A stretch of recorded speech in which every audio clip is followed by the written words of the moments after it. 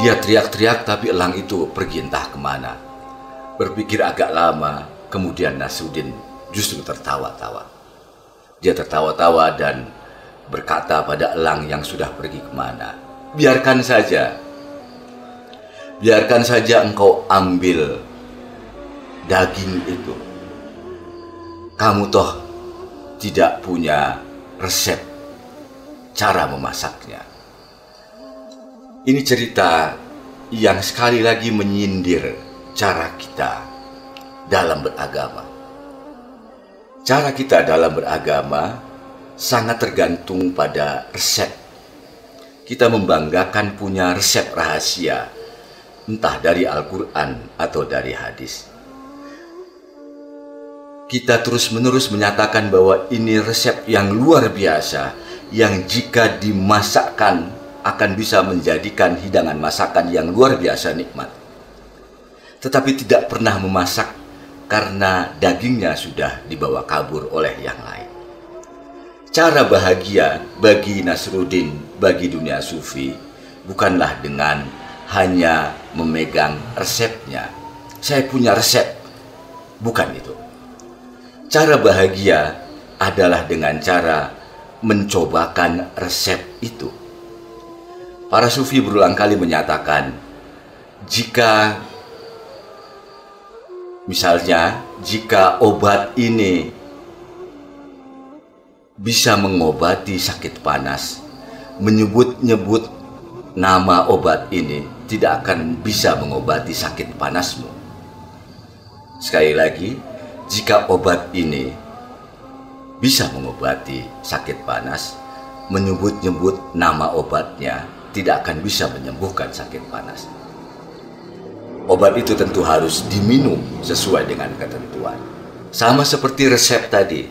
Resep tadi tentu saja tidak cuma disebut-sebut, dibaca-baca, disebut-sebut namanya, dibaca bagaimana urutannya, bagaimana cara memasaknya. Bukan itu cara mendapatkan hidangan masakan yang enak untuk lidah kita, tetapi dengan cara memasaknya berdasarkan pada resep itu. Cara hidup bahagia adalah dengan cara melakukan apa yang bisa kita lakukan berdasarkan pada resep yang kita miliki. Kita percaya ada banyak resep dalam hidup kita, entah dari Al-Quran, entah dari sunnah, entah dari petuah leluhur, entah dari dangding seperti Haji Hasan Mustafa. Tapi masalahnya, apakah kita hanya membacanya? Seperti apakah teman-teman hanya mendengar apa yang disampaikan kali ini, lalu tersisa dengan kalimat atau dengan ungkapan, oh begitu, tapi tidak pernah melakukannya. Atau kita mau melakukannya. Keberanian untuk melakukannya itu menentukan apakah kita mendapatkan kehidupan sekaligus berkahnya, atau kita cuma mendapatkan kehidupan. Apakah kita mendapatkan bantal dan rasa kantuknya, atau kita hanya mendapatkan bantal. Apakah kita hanya mendapatkan COVID ini, atau tidak cuma COVID, tetapi makna di dalamnya. Kedekatan yang semakin dalam dengan Tuhan yang membuat segala sesuatu. Sekali lagi, teman, jangan biarkan COVID menjerbabkan Anda ke dalam jiwa hewani. Mari bangkit, mari bangun, mari tambahi jiwa hewani Anda dengan satu hal, yaitu keinginan untuk mencapai yang ilahi. Pengetahuan saja tidak cukup.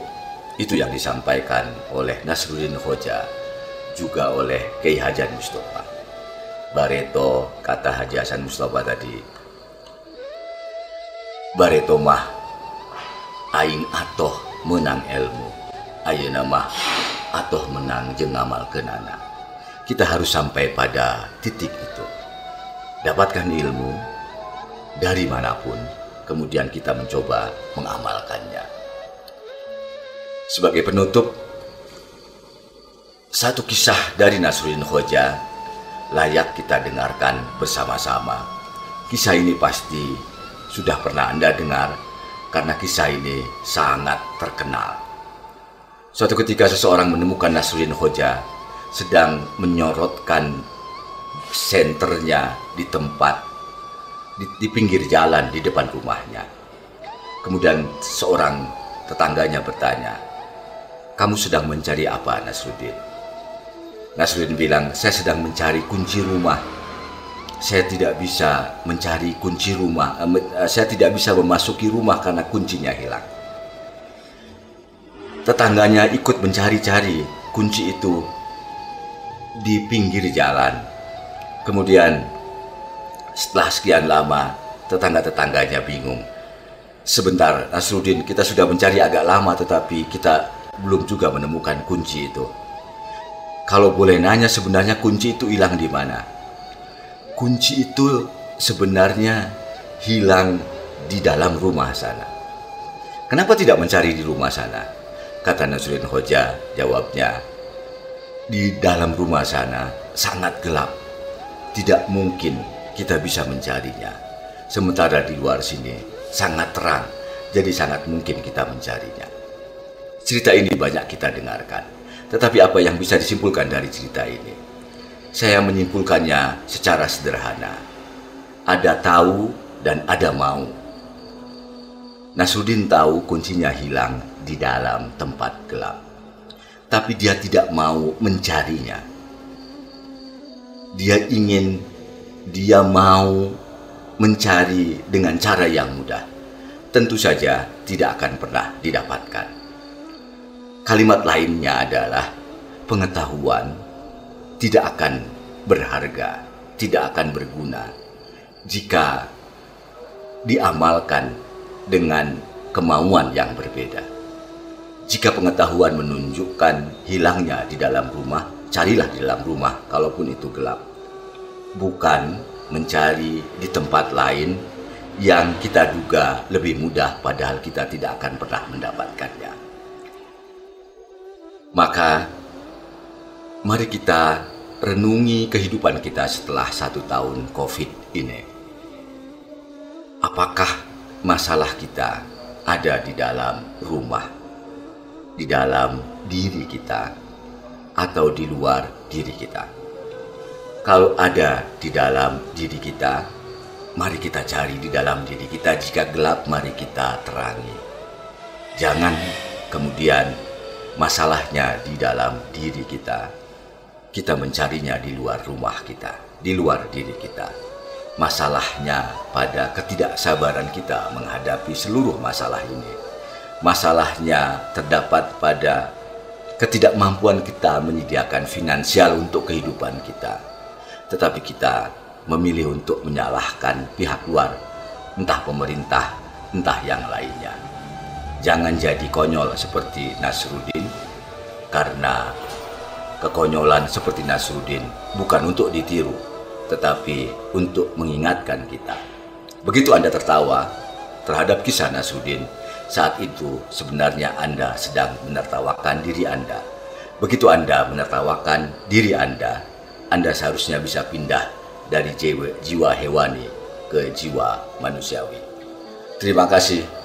Kita bertemu pada kesempatan yang lain. Assalamualaikum warahmatullahi wabarakatuh.